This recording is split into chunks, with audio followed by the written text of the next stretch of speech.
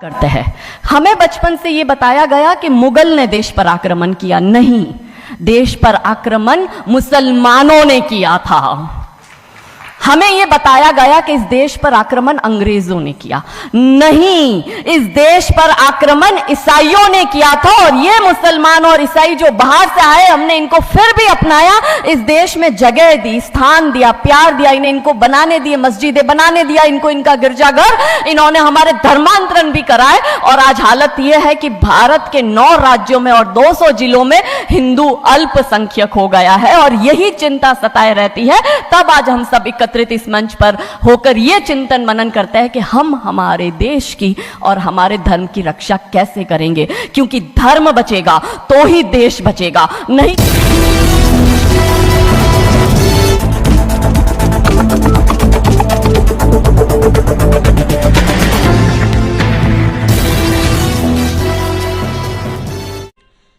नमस्कार, आप देख रहे हैं इंडिया न्यूज 24 टीवी न्यूज और मैं हूं आपके साथ भावना। चलिए रुक करते हैं खबरों की ओर। राम जो है चेतना है, बिंदु है, बिंदु जिससे प्रस्फुटित है तेज, तेज जो कि इस समस्त सृष्टि की रचना की कल्पना का हेतु है, अनाम है, अनाम जो है पंक्ति में प्रथम, प्रथम है धर्म धैर्य का, है शौर्य का, अनंत अंत क्रोध का, प्रचंड युद्ध का, निलय प्रलय विराम है, विराम है अहम का, है शोध इस अनंत का, अनंत मुक्त क्रोध का, अनंत भक्ति बोध का, अनंत शक्ति स्रोत का, अनंत मोक्ष धाम है, वो एक नाम राम है, वो एक नाम, वो एक नाम। हम यही कहेंगे कि जब हम हमारी बात करते हैं तो हम विश्व के प्रत्येक सनातनी की बात करते हैं, भारत के प्रत्येक हिंदू की बात करते हैं। और जब जब मैं कहूंगी तो हम कहेंगे कि कौन हूं मैं फिर से कह रही हूं, जब मैं बात करूंगी मेरी, तो मैं समस्त सनातनियों की बात कर रही हूं कि कौन हूं मैं। अपना परिचय मैं खुद दे रही हूं, और मैं मेरा नहीं, मैं समाज के सनातनियों का परिचय दे रही हूं कि प्रणाम, मैं हिंदू हूं, प्रणाम, मैं हिंदू हूं।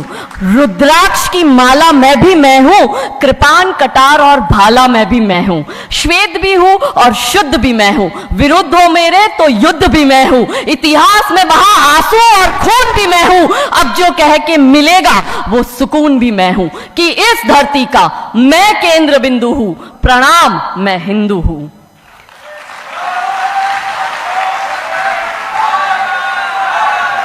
महादेव।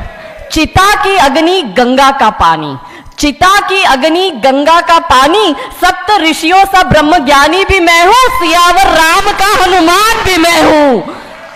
भोला हूं, भोला हूं, सरल हूं, तुम्हारा मित्र भी मैं हूं, खोल भी दूं तुमको और घुल भी जाऊं तुम में, कुछ ऐसा चरित्र भी मैं हूं, कि इस धरती का मैं केंद्र बिंदु हूं। प्रणाम, मैं हिंदू हूं। प्रणाम का भाव भी मैं हूं, प्रणाम का भाव भी मैं हूं, आक्रमण का घाव भी मैं हूं, सहनशील स्थिर और शांत भी मैं हूं, देवभूमि भारत का हर प्रांत भी मैं हूं, शक्ति भक्ति ना थकती क्रांति भी मैं हूं, तूफान है और तूफान से पहले की शांति भी मैं हूं, कि इस धरती का मैं केंद्र बिंदु हूं। प्रणाम, मैं हिंदू हूं। और क्योंकि आज हमारा विषय जो हमें दिया गया है वो सभ्यता संस्कृति को नष्ट कर देने वाले सेंसर बोर्ड के विषय में, और जब जब हम सेंसर बोर्ड की बात करते हैं तो दिमाग में पहला भाव आता है बॉलीवुड का, ओटीटी प्लेटफॉर्म्स का। इस देश को जितना बर्बाद इस्लामिक आक्रमणकारियों ने नहीं किया, इस देश को जितना बर्बाद ईसाई आक्रमणकारियों ने नहीं किया, उससे ज्यादा बर्बाद यदि इस देश को कोई कर रहा है तो वो इस देश की बॉलीवुड की फिल्में कर रही है। लड़ाई पूरी नैरेटिव की है, ये पूरी लड़ाई आइडियोलॉजी की है। कैसे हमारे दिमाग को खराब करते हैं। हमें बचपन से ये बताया गया कि मुगल ने देश पर आक्रमण किया, नहीं, देश पर आक्रमण मुसलमानों ने किया था। हमें यह बताया गया कि इस देश पर आक्रमण अंग्रेजों ने किया, नहीं, इस देश पर आक्रमण ईसाइयों ने किया था। और ये मुसलमान और ईसाई जो बाहर से आए, हमने इनको फिर भी अपनाया, इस देश में जगह दी, स्थान दिया, प्यार दिया, इन्हें इनको बनाने दिए, मस्जिदें बनाने दिया इनको, इनका गिरजाघर, इन्होंने हमारे धर्मांतरण भी कराए। और आज हालत यह है कि भारत के 9 राज्यों में और 200 जिलों में हिंदू अल्पसंख्यक हो गया है, और यही चिंता सताए रहती है।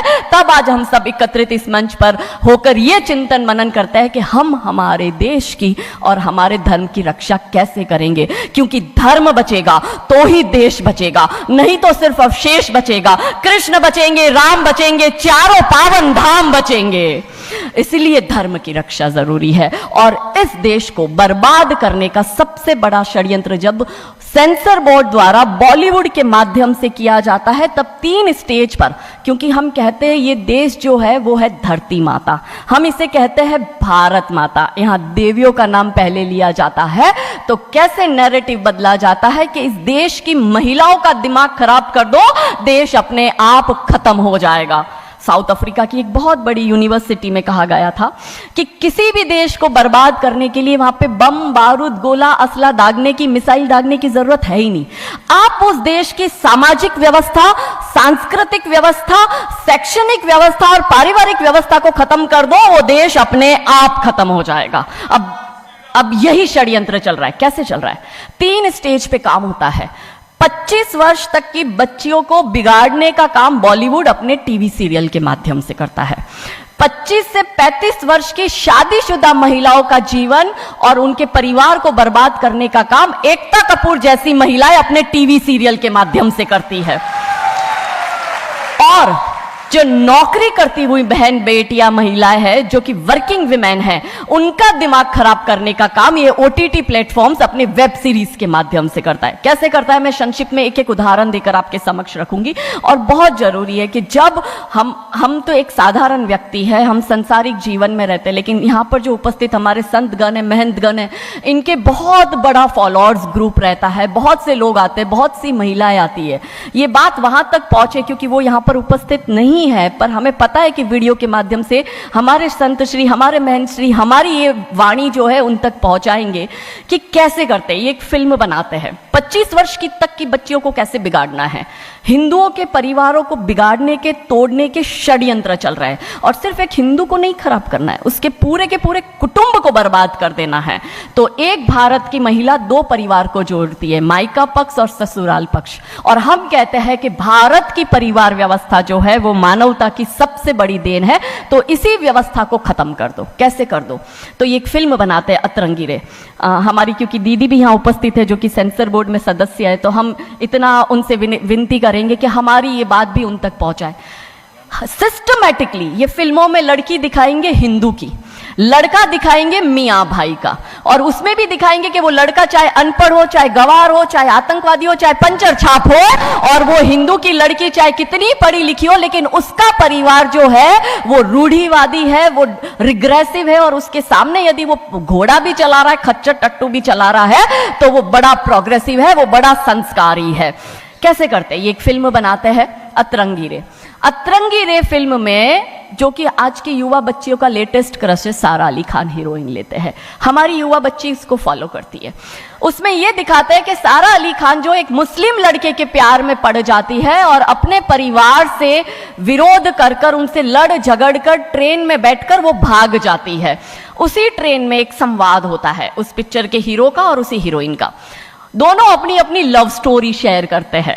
तो हीरोइन पूछती है हीरो को कि तुम्हारी लव स्टोरी बताओ। तो वो कहता है कि कल मेरी शादी होने वाली, और लव स्टोरी तो मेरी लव स्टोरी है कि मैंने बचपन से जिस लड़की से प्यार किया, जिसके साथ पढ़ाई की, जिसके साथ मैं बढ़ा हुआ, उसी लड़की से मेरी बचपन की मित्र जो मेरे समाज की है, जो मेरे गांव की है, उसके साथ ही मेरी शादी होने वाली है। तो वो हीरोइन कहती है अरे ये और कोई लव स्टोरी है, ये लव स्टोरी नहीं हो सकती। तो हीरो पूछता है तो फिर क्या हो सकती है लव स्टोरी? तो वो कहती है कि मैंने एक मुस्लिम लड़के से प्यार किया है, मैं ठाकुरों की लड़की हूं, पूरा समाज, पूरा घर, पूरा परिवार मेरे खिलाफ है और मैं उन सबको ठोकर मारकर, उनकी भावनाओं को ठोकर मारकर अभी ट्रेन में बैठकर भाग रही हूं उस लड़के से शादी करने के लिए। और वो हीरोइन वहां पे डायलॉग देती है कि लव स्टोरी तो मेरी लव स्टोरी है कि मैं ठाकुर की लड़की और वो कतई मियां भाई, और ये है असली लव स्टोरी। तब हमारी 13, 14, 15 साल की युवा बच्ची, जिसके शरीर में हार्मोन्स चेंज होते हैं, आकर्षण होता है विपरीत व्यक्ति के लिए, तब वो आकर्षण में ये सोचती है कि हिंदू होके हिंदू बॉयफ्रेंड नहीं रखना, हिंदू होके हिंदू से प्यार नहीं करना। आप इतिहास में छपेगी, आपकी लव स्टोरी तभी बनेगी जब आप किसी मियां भाई से प्यार करेगी और उससे शादी करेगी। तो कैसे सिस्टमैटिकली ये स्लो पॉइजन बॉलीवुड की फिल्मों के माध्यम से फ्रेजाइल माइंड में डाला जा रहा है। और आज देखो कि क्यों समाज में लव जिहाद के इतने केस बन रहे हैं, और उसका सबसे बड़ा और मुख्य कारण बॉलीवुड है, क्योंकि इन बॉलीवुड वालों ने हमारी बेटियों को हादी रानी और रानी चिन्नमा रानी अब्बा का नहीं दिखाया। इन बॉलीवुड वालों ने हमारी बेटियों को करीना खान दिखाया है ताकि वो अपनी कोख से तैमूर और जहांगीर पैदा करे। ये बॉलीवुड वाले लव स्टोरी पर फिल्म बनानी है तो ये हादी रानी और राजा रावत सिंह चुड़ावत पर क्यों नहीं बनाते? मैं आपको उनकी कथा शॉर्ट में करती हूं कि राजा रावत का शादी जो होता है वो हादी रानी से होता है, मेवाड़ के राजा है, और औरंगजेब की सेना आक्रमण करने आती है। और जब औरंगजेब की सेना आती है तो राजा रावत सिंह का 2 दिन पहले ही विवाह हुआ होता है हादी रानी से। तो राजा जी की इच्छा नहीं होती कि मैं युद्ध लड़ने जाऊं, तो हादी रानी बड़े क्रोधित होते हैं। वो कहते तुम मेरी चिंता छोड़ो, तुम अभी इस मातृभूमि की रक्षा के लिए, इस धर्म की रक्षा के लिए आप युद्ध भूमि में जाओ और आप मेरी चिंता मत करना। यदि आप बलिदान भी हो जाओगे तो मैं प्राउडली अपने आप को आपकी विधवा कहूंगी। तब राजा रावत युद्ध लड़ने जाते हैं। युद्ध भूमि में राजा रावत जी को हादी रानी की बहुत याद आती है, क्योंकि नई नई शादी हुई होती है तो नई बियाई दुल्हन को छोड़ के आए होते हैं, तो बहुत याद करते हैं। तो वो अपने दूत को कहते हैं, अभी सेना आने में समय होता है और युद्ध में भी समय होता है, तो वो कहते हैं अपने दूत को कि जा तू रानी सा के पास जा महल में और उनसे कहे कि राजा जी को आपकी बहुत याद आ रही है, आप अपनी कोई एक निशानी उनके लिए भेजो। दूत भी बड़ा टेंशन में आ गया कि ये युद्ध भूमि में बैठे और इनको हादी रानी की याद आ रही है, ये युद्ध लड़ेंगे कैसे और जीतेंगे कैसे। पर वो दूत डरते डरते पहुंचा रानी सा के पास और रानी सा को कहता है कि राजा रावत जी ने आपकी एक निशानी मंगाई है, उनको आपकी बहुत याद आ रही है। तो रानी सा बहुत क्रोधित हो जाते कि ये मेरा पति कैसा, ये युद्ध लड़ेगा कैसे, औरंगजेब की इतनी बड़ी विशाल सेना है, यदि जहां युद्ध भूमि में बैठकर उसको रणनीति बनानी है वहां वो मेरी निशानी मंगवा रहा है। तब हमारी हादी रानी क्रोधित होती है, हाथ में तलवार लेती है, अपनी गर्दन काटती है, थाल में सजा के दूत को देती है और कहती है जा तेरे राजा को जाके दे देना मेरी निशानी। तब वो दूत युद्ध भूमि में जाता है, राजा जी को हादी रानी की निशानी यानी कि उनका कटा हुआ मुख देता है। राजा जी बड़े दुखी हो जाते हैं, उनको लगता है उनसे बहुत बड़ी गलती हो गई। राजा जी रानी की अंतिम इच्छा समझ जाते हैं, रानी जी के लंबे बाल होते हैं, उन बाल की वो माला बनाते हैं, उनके मुख की माला बनाते, वो युद्ध लड़ते हैं, औरंगजेब से युद्ध जीतते हैं। और जीतने के बाद राजा रावत वहीं युद्ध भूमि में अपना बलिदान देते, अपनी गर्दन काटकर वहीं अपने जीवन का त्याग करते हैं। यह है लव स्टोरी। पर बॉलीवुड इस पर फिल्म नहीं बनाएगी कि इतिहास चुराए नहीं है, हमने इतिहास बनाए हैं और लाखों शीश कटे हैं रण में, तब जाके हिंदू कहलाए हैं। ये महान गौरवशाली इतिहास हमारा, पर बॉलीवुड इसका इतिहास हमारे समक्ष आने नहीं देता। अब रहा 25 से 35 वर्ष की महिला, कैसे बिगाड़ती है एकता कपूर। वही sari, typical dress, typical getup, पीछे उसकी सीरियल में एकता कपूर की सीरियल में पीछे बहुत बड़ी अंबे मां की मूर्ति। दिखाएंगे कैसे हिंदू महिला को, क्योंकि परिवार खत्म करना है हिंदुओं का। तो वो एक से प्यार करेगी, शादी दूसरे से करेगी, जीवन में तीसरा पुरुष आएगा, फिर दूसरा मर जाएगा, फिर उसको चौथा पसंद आने लगेगा, फिर जो मर गया वो जिंदा हो जाएगा, फिर कंफ्यूज हो जाएगी किसके साथ जाऊं, दूसरे के साथ कि चौथे के साथ। क्या हमारी भारतीय महिलाएं, क्या हमारी हिंदू महिलाएं, सबसे बड़ा प्रश्न यह है कि क्या हम 4-4 पुरुषों के साथ अफेयर करते हैं? क्या यह हमारा सम्मान है? और अगर यदि हम सब एक होकर इसके लिए नहीं बोलेंगे तो यह आवाज नहीं उठेगी। और दुख की बात यह है कि ऐसी एकता कपूर जैसी महिलाएं जो घर तोड़ने का काम कर रही है, इनको पद्मश्री अवार्ड मिल जाता है।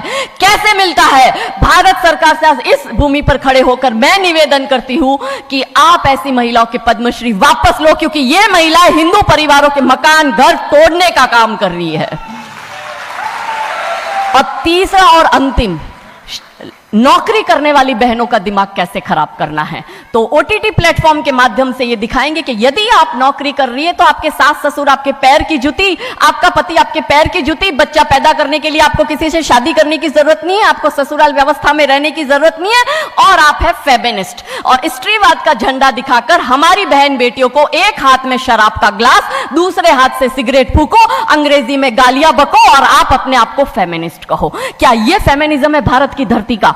ये कभी नहीं हो सकता। रानी चिन्नमा, रानी अब्ब का फेमिनिज्म का उदाहरण है। और दूर जाने की जरूरत नहीं है, हमारी परम पूजनीय दीदी मां साध्वी रितंबरा दीदी मां फेमिनिज्म का सबसे बड़ा उदाहरण हमारे समक्ष है। रानी नायका देवी, रानी लक्ष्मीबाई हमारे लिए फेमिनिज्म का सबसे बड़ा उदाहरण है। तो यहां उपस्थित सभी महानुभावों से हम यही विनती करते हैं कि फिल्म के माध्यम से ड्रग्स, अश्लीलता और गाली गलौच ये दिखाने के सिवाय कुछ नहीं होता।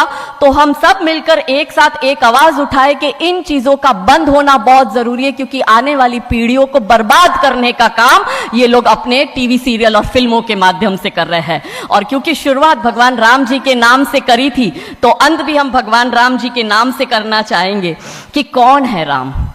राम जो है चेतना है, बिंदु है, बिंदु जिससे प्रस्फुटित है तेज, तेज जो कि इस समस्त सृष्टि की रचना की कल्पना का हेतु है, अनाम है। अनाम जो है पंक्ति में प्रथम, प्रथम है धर्म धैर्य का, है शौर्य का, अनंत अंत क्रोध का, प्रचंड युद्ध का, निलय प्रलय विराम है, विराम है अहम का, है शोध इस अनंत का, अनंत मुक्त क्रोध का, अनंत भक्ति बोध का, अनंत शक्ति स्रोत का, अनंत मोक्ष धाम है। वो एक नाम राम है, वो एक नाम, वो एक नाम, नमः पार्वती पते हर हर महादेव। बहुत बहुत धन्यवाद, बहुत बहुत आभार। Thank you.